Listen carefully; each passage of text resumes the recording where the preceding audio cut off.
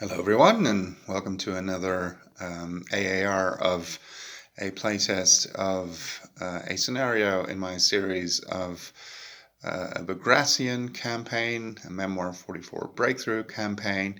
This is the Minsk scenario, part of the center part. There are going to be 18 scenarios, 6 north, 6 center, and 6 south, and this is the third in the center series of them.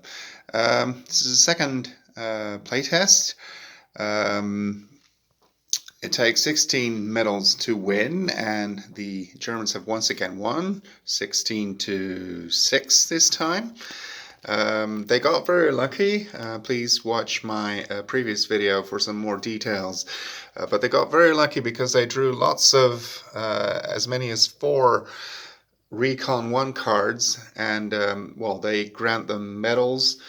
It's basically meant to keep the time pressure up for the Russians, but yeah, they really got very lucky and drew 4 of them, which resulted in 4 medals, and that really helped them. And the Russians also made a big mistake. They should really, with their partisan units, they should really prevent the Germans from exiting here, or they should at the very least make the Germans fight very hard for it, and they didn't. They used their forces here to assist the regular troops in pushing through.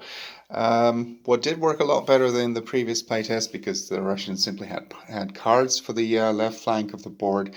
They did push forward here, but the marches here are actually they really hinder and hamper the progress of the Russian troops. Obviously, marches should do exactly that, but 2 Russian units start here.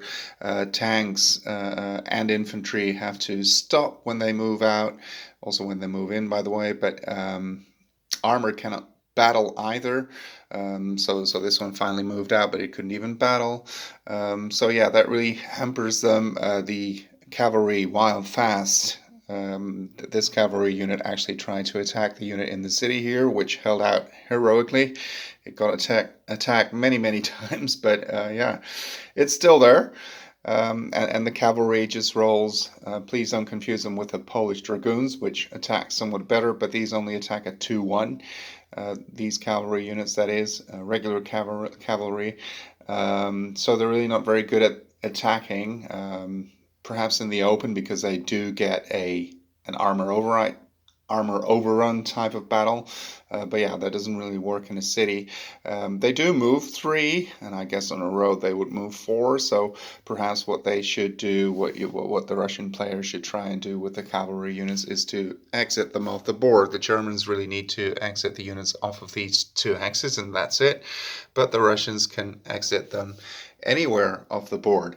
So having learned all this, and again, as it turned out in the previous playtest, this side of the German board is very strong. It was actually pretty strong in actuality. So yeah, that works out fine.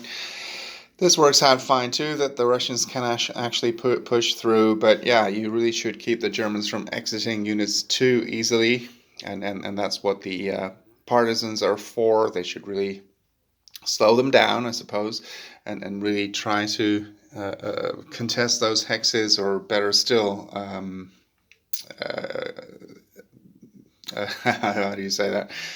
Possess them, control them. So that the Russian regular forces have time to catch up. They were also a bit luckier this time in receiving a couple of reinforcement units, some tanks, special infantry. This one, once the one partisan unit was forced to retreat, and it moved onto this hex, and what do you know, exactly on the next Russian turn, they were supposed to receive a reinforcement unit there, which didn't happen, so that was a bit of a shame. But yeah, I think the scenario is a lot of fun. I think it can actually be won as the Russians, but yeah, you really have to be extremely aggressive in this one, and really make sure that the Germans don't exit those units too easily from those 2 hexes. So yeah, thank you for watching, and see you on the next one.